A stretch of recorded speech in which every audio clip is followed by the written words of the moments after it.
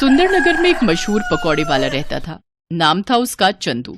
सुबह उठकर पकौड़े तैयार करना और पूरे दिन नगर में घूम घूम कर साइकिल पर पकौड़े बेचना, यही उसका रोजाना का काम था। पकौड़े ले लो पकौड़े, गर्मा गर्म पकौड़े, जल्दी आओ गरम गरम पकौड़े खाओ। पकौड़े ले लो पकौड़े, गर्मा गर्म पकौड़े। चंदू की आवाज सुनकर हर कोई उसके गर्मा गर्म पकौड़े खाने के लिए वहां आ जाता था और थोड़ी देर में ही चंदू के सारे पकौड़े बिक जाते थे। चंदू अपने पकौड़े बेचकर घर लौट आता था। ये देखो माँ, आज मेरी कितनी कमाई हुई। तुम्हें पता है, सुंदरनगर में हर कोई मेरे पकौड़ों का दीवाना है। सबको मेरे पकौड़े बहुत पसंद आते हैं। क्या हुआ, तुम क्यों मुंह फुलाए बैठी हो? क्या फायदा कमाई का जब खाने वाले हम दो हैं। कब से तुझे बोल रही हूँ कि शादी कर ले। कम से कम ऊपर जाने से पहले पोते पोती का मुंह तो देख लूंगी। बहू से सेवा तो करवा लूंगी, पर तू है कि शादी के लिए हाँ ही नहीं करता। देख, पड़ोस में सबकी बहुएं आ गई हैं, एक तू ही रह गया है शादी के लिए। ठीक है माँ, अगर तुम कहती हो तो मैं शादी के लिए तैयार हूँ। वैसे भी अब मेरा काम अच्छा चल गया है तो मुझे शादी करने में कोई परेशानी नहीं है। अगर मेरी माँ खुश है तो मैं भी खुश हूँ। ठीक है बेटा, तो फिर मैं आज ही तेरे लिए लड़की देखना शुरू करती हूँ। कुछ ही समय में चंदू के लिए बहुत ही समझदार लड़की मिल गई और चंदू की शादी हो गई। नई बहू के घर आ जाने से घर में रौनक आ गई। चंदू की माँ बहुत खुश थी। लक्ष्मी बहू, तुम तो साक्षात लक्ष्मी का रूप बनकर ही हमारे घर में आई हो। तुम्हारे आने से घर में कितनी रौनक आ गई है। माँ जी, मुझे आशीर्वाद दीजिए कि मैं अपनी सारी जिम्मेदारियां अच्छे से निभा सकूं। मुझे पता है बहू, तुम सभी जिम्मेदारियां अच्छे से निभाओगी। सुनिए, आज तक आप अकेले ही पकौड़े बनाते रहे हैं। अब आप चिंता मत कीजिए, पकौड़े बनाने की जिम्मेदारी आप मुझे दे दीजिए। अब मैं पकौड़े बनाकर दिया करूंगी, आप बेचने जाया करना। इससे आपको अपने लिए भी समय मिलेगा। कितनी अच्छी है मेरी बहू, मेरा और चंदू का कितना ख्याल है इसे। उस दिन से लक्ष्मी पकौड़े बनाने में चंदू की मदद करने लगी। चंदू का काम आसान हो गया। अब वो सुबह जल्दी ही पकौड़े बेचने के लिए निकल जाता था और शाम तक अच्छी कमाई करके घर लौटता था। पर पिछले कुछ दिन से चंदू परेशान था। जब उसकी पत्नी ने उस परेशानी का कारण पूछा तो उसे बताना ही पड़ा। क्या हुआ जी? मैं देख रही हूँ आप कुछ दिनों से परेशान हैं। मुझे बताइए कि क्या हुआ है। हाँ चंदू बेटा, मैं भी तुझे कई दिनों से परेशान देख रही हूँ। क्या बात है?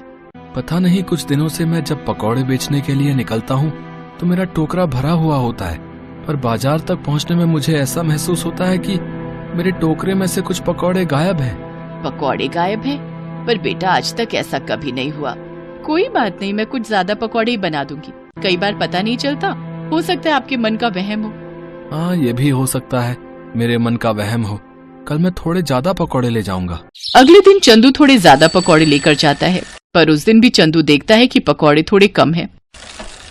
वो घर आकर ये बात लक्ष्मी और अपनी माँ को बताता है।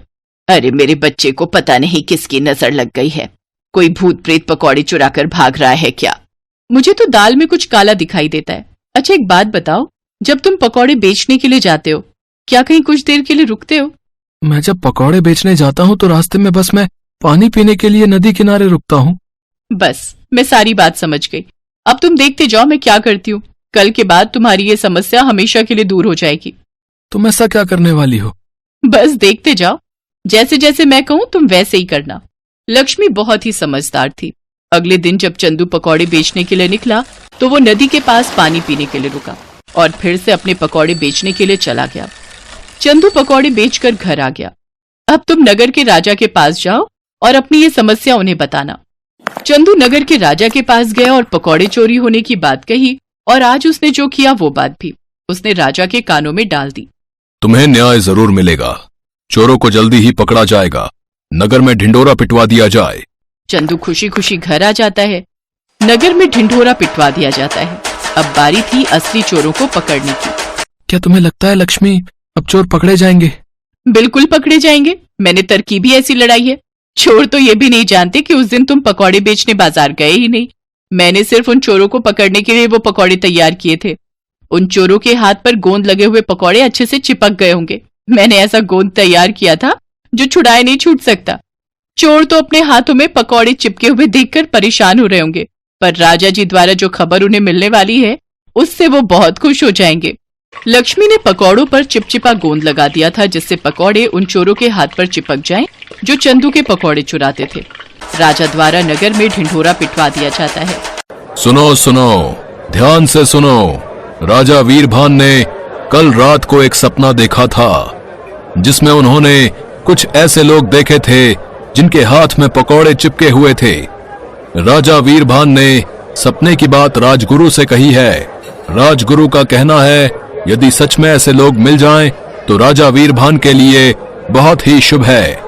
इसीलिए राजा वीरभान ऐसे लोगों की तलाश कर रहे हैं जिनके हाथ में सचमुच पकौड़े चिपके हुए हों।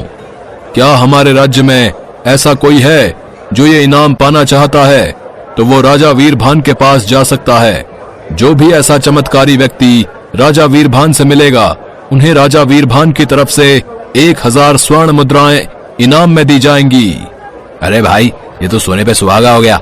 हमारे हाथों में तो सचमुच पकौड़े चिपके हुए हैं। चल यार, जल्दी से राजा वीरभान के पास चलते हैं। पता लगे कोई और पहले पहुंच जाए। गांव के बहुत से लोग उस चंदू से पकौड़े खरीद कर खाते हैं। हो सकता है गांव में और भी लोगों के हाथों में पकौड़े चिपके हों। ये इनाम हमारे हाथ से नहीं जाना चाहिए। तू ठीक कह रहा है यार जग्गू, चल हम जल्दी से राज दरबार चलते हैं। अरे वाह, ये तो कोई जादुई पकौड़े थे जो हमारे हाथों में चिपक गए, और राजा वीरभान को सपना भी इसी का आया। अब तो हम माला माल हो जाएंगे। लक्ष्मी की तरकीब काम कर गई और चोर पकड़े गए। राजा के दरबार में जब जग्गू और रघु नाम के 2 चोर पहुंचे, तो सारी सच्चाई सबके सामने आ गई। इन दोनों चोरों को पकड़कर कारागार में डाल दिया जाए, ताकि ऐसे चोर दोबारा राज्य में चोरी ना कर सकें। लक्ष्मी, तुम बहुत समझदार हो।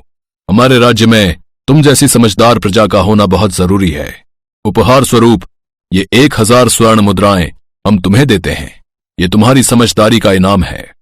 लक्ष्मी अपने पति चंदू के साथ इनाम लेकर खुशी खुशी घर लौट आती है।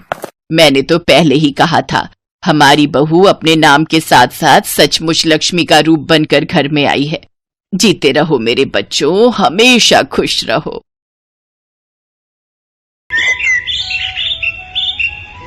छोटू, चल बेटा जरा जल्दी कर। वो 5 नंबर वाले टेबल पर कस्टमर बहुत देर से खाने का इंतजार कर रहा है और बाहर भी लाइन बढ़ती जा रही है। इतना लेट करेंगे तो सब बगल वाले होटल में चले जाएंगे। बस मालिक, 5 नंबर वाले का ऑर्डर तैयार है और यहाँ कुछ टेबल भी बस खाली होने वाली हैं, तो बाहर वाले कस्टमर्स अब अंदर आ सकते हैं।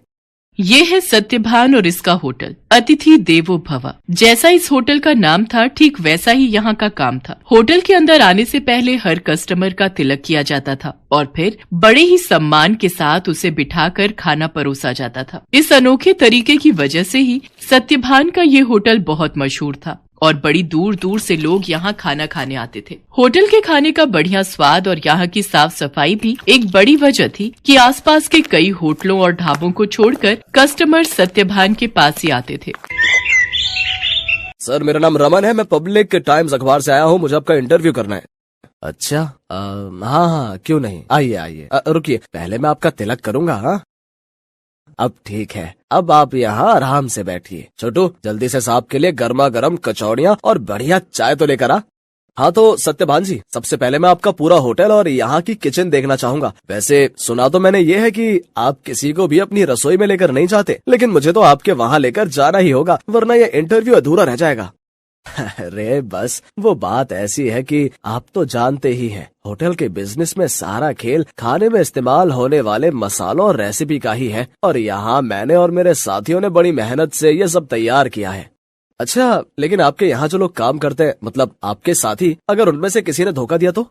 नहीं नहीं, ऐसा तो हो ही नहीं सकता। यहाँ जितने भी लोग मेरे लिए काम करते हैं, वो सब के सब मेरे गांव से ही हैं, यानी सब मेरा परिवार है। आज तक का रिकॉर्ड है, मुझे मेरा कोई साथी छोड़कर नहीं गया। ये तो वाकई बहुत बड़ी बात है। लेकिन अब तो आप इतने मशहूर हो गए, आपका होटल एक ब्रांड बन चुका है, तो लोग आपकी रसोई को अंदर से देखना चाहते हैं। आप चिंता मत कीजिए, मैं आपके मसालों और रेसिपीज का राज नहीं खोलूंगा, लेकिन रसोई के अंदर की कुछ फोटोज तो चाहिए होंगी आपके इंटरव्यू के साथ छापने के लिए। सत्यभान उस पत्रकार को समझाने की कोशिश करता है, लेकिन वो खुद ही उस पत्रकार की बातों में फंस जाता है। अखबार में अपना इंटरव्यू और फोटो छपने की बात से वो बहुत खुश था और इसी खुशी में वो बह गया और उस पत्रकार को उसने अपने होटल का एक एक कोना बहुत अच्छे से दिखाया। साथ ही अपनी रसोई में ले जाकर अपने सारे तौर तरीकों और रेसिपीज का भी अनजाने में खुलासा करता गया। वो पत्रकार होटल की लगभग हर चीज की तस्वीर ले रहा था। इंटरव्यू के दौरान उसने सत्यभान से कई सवाल पूछे, जिनके जवाबों में सत्यभान के सारे सीक्रेट खुलते जा रहे थे। अच्छा सत्यभान जी, बहुत अच्छा लगा आपसे मिलकर। इंटरव्यू के लिए शुक्रिया। अब मैं चलता हूँ। जी, आपका बहुत शुक्रिया। अब वैसे ये सब कब छपेगा अखबार में? बस यही 1-2 दिन में। मैं आपको फोन पर इन्फॉर्म करूंगा। इतना कहकर वो पत्रकार सत्यभान के होटल से बाहर निकलता है और कुछ दूर पहुंचते ही मुस्कुराते हुए अपने गले में पहना हुआ आई कार्ड उतारकर एक कूड़े के ढेर में फेंक देता है। बड़ा अक्लमंद समझता था खुद को, एक नंबर का बेवकूफ निकला ये तो। असल में ये आदमी कोई पत्रकार था ही नहीं, पास ही मौजूद एक दूसरे होटल के मालिक का रिश्तेदार था, जो पत्रकार बनकर सत्यभान के सारे सीक्रेट जानने के लिए उसके पास गया था। ये आदमी अपने मकसद में पूरी तरह से कामयाब हो चुका था। इधर सत्यभान रोज सुबह के अखबार में अपने इंटरव्यू के छपने का इंतजार कर रहा था। जा छोटू, देख तो अखबार आ गया होगा। अब तो पूरे 4 दिन हो लिए, आज तो पक्का अपनी फोटो छपी होगी। छोटू फौरन उस दिन का अखबार लेकर आता है, लेकिन बीते दिनों की तरह उसमें भी सत्यभान और उसके होटल का जिक्र तक नहीं था। ये देखकर सत्यभान उदास हो जाता है। ऐसा कई दिनों तक होता रहा। फिर सत्यभान ने उम्मीद ही छोड़ दी और ये सब कुछ भुला दिया। फिर एक दिन अचानक सत्यभान के होटल में रेड पड़ जाती है। फूड इंस्पेक्टर अपने कुछ आदमियों के साथ सत्यभान के होटल पहुंचते हैं और वहां मौजूद हर चीज की जांच करने लगते हैं। देखिए, हमें आपके होटल के खिलाफ शिकायत मिली है कि आप खाने में नकली सामान का इस्तेमाल करते हैं। ये कैसी बातें कर रहे हैं आप? सालों से मैं इस होटल को चला रहा हूँ, वो भी पूरी ईमानदारी से। अगर ऐसा है तो हमें यहाँ की तलाशी लेने दीजिए। चलिए हटिए यहाँ से। पूरी टीम होटल का कोना कोना छानने लगती है। तभी उन्हें किचन के पास एक छोटा सा दरवाजा दिखता है। फूड इंस्पेक्टर खुद इस दरवाजे को खोलकर अंदर जाते हैं तो उन्हें काफी मात्रा में नकली घी, तेल, नकली मसाले जैसी कई चीजें मिलती हैं। तो ये है तुम्हारी ईमानदारी का सबूत? हाँ, शर्म आनी चाहिए तुम्हें। सत्यभान को कुछ समझ ही नहीं आ रहा था कि आखिर उसके साथ हुआ क्या। खाद्य विभाग की टीम सत्यभान के होटल को सील कर देती है। साथ ही सत्यभान को जेल भेज दिया जाता है। एक ही पल में सत्यभान का सब कुछ बर्बाद हो गया था। उसका परिवार सड़क पर आ गया था। सत्यभान खुद को बेगुनाह साबित नहीं कर सका और उसका सब कुछ जुर्माने की रकम अदा करने में चला जाता है। उसके गांव के लोग जो उसके लिए काम किया करते थे, वो भी उसका साथ छोड़कर गांव वापस चले जाते हैं, सिवाय छोटू के। चलो, तुम्हारी जमानत हो गई है। जमानत की बात सुनकर सत्यभान चौंक जाता है। वो बाहर आकर देखता है तो एक वकील के साथ खड़ा छोटू उसका इंतजार कर रहा था। छोटू, तूने ये सब कैसे किया बेटा? तेरे पास इतने पैसे कहाँ से आए? मैं तो बिन माँ बाप का एक लावारिस था मालिक। आपने मुझे सहारा दिया था तो मैं आपको इस हाल में अकेला कैसे छोड़ देता? आपको याद है, मैं हर महीने की तनख्वाह से कुछ पैसे जोड़ता था अपनी आगे की पढ़ाई के लिए। बस वही आज काम आ गए। छोटू की बात सुनकर सत्यभान की आंखों में आंसू आ जाते हैं और वो छोटू को गले लगा लेता है। लेकिन अभी भी सब कुछ ठीक नहीं हुआ था। शहर भर में सत्यभान का नाम खराब हो चुका था। इसलिए सत्यभान अपने परिवार और छोटू के साथ शहर छोड़कर अपने गांव चला जाता है। वहां बांस के बड़े बड़े जंगल थे, जिनके बीचों बीच एक छोटी सी झोपड़ी बनाकर सत्यभान और उसका परिवार रहने लगता है। सत्यभान के पास गुजर बसर के लायक भी पैसे नहीं थे, इसलिए उसे कुछ तो करना ही था। तभी एक दिन उसने गांव के एक बच्चे को एक आधे कटे बांस में कुछ खाते हुए देखा। सत्यभान उस बच्चे के पास गया और उससे बोला, बेटा, ये क्या खा रहे हो? ये हरे बांस का अचार है और ये रोटी है। ये बर्तन, ये भी बांस से बना है। वो यहाँ गांव में बांस ही सबसे ज्यादा उगता है ना, तो हम लोग इसी का ज्यादा से ज्यादा इस्तेमाल करते हैं। उस बच्चे की बात सुनकर जैसे सत्यभान के दिमाग के घोड़े दौड़ने लगे। उसने फौरन छोटू को अपने पास बुलाया और उसे कुछ समझाने लगा। फिर अगले दिन तड़के सुबह ही वो छोटू के साथ बांस के जंगल में गया और ढेर सारी बांस की लकड़ियां काट कर ले आया। सत्यभान और छोटू दिन रात लगे रहे और देखते ही देखते उन दोनों ने सिर्फ बांस की मदद से पूरा का पूरा होटल बनाकर तैयार कर लिया, जहां दीवारें भी बांस की थीं और सारे बर्तन भी। अब सवाल ये था कि इस होटल में पकेगा क्या? मालिक, आप चिंता मत कीजिए, हमें जाकर सब लोगों से बात करनी चाहिए जो शहर में अपने साथ काम करते थे। मुझे विश्वास है कि वो सब हमारा साथ जरूर देंगे। छोटू की बात मानकर सत्यभान अपने गांव के लोगों से बात करता है। धीरे धीरे गांव के कई लोग उसकी मदद के लिए आगे आते हैं। कई लोग उसे मुफ्त में राशन देते हैं, जिसके साथ हरे बांस का इस्तेमाल करके सत्यभान और छोटू होटल के लिए खाना बनाते हैं। और इस तरह एक बार फिर सत्यभान का होटल चल पड़ता है। लेकिन हालात अब पहले से बहुत अलग थे। कई दिनों तक सत्यभान के होटल में एक भी ग्राहक नहीं आता। फिर एक दिन शहर से कुछ दोस्तों का एक ग्रुप वहां आता है और सत्यभान के अनोखे होटल को देखकर चौंक जाता है। कुछ नया आजमाने के इरादे से वो सभी सत्यभान के होटल के अंदर आ जाते हैं। सत्यभान उन सब की बहुत ही अच्छे से खातिरदारी करता है और फिर भाई वाह, मजा आ गया। ये तो बिल्कुल ही नया एक्सपीरियंस था। शहर से इतनी दूर इतनी अच्छी सर्विस और उससे भी बढ़िया खाना। सच में बहुत अच्छा लगा यहाँ आकर। और सबसे बड़ी बात, मुझे तो पता ही नहीं था कि बांस को भी खा सकते हैं, वो भी इतने अलग अलग रेसिपीज में।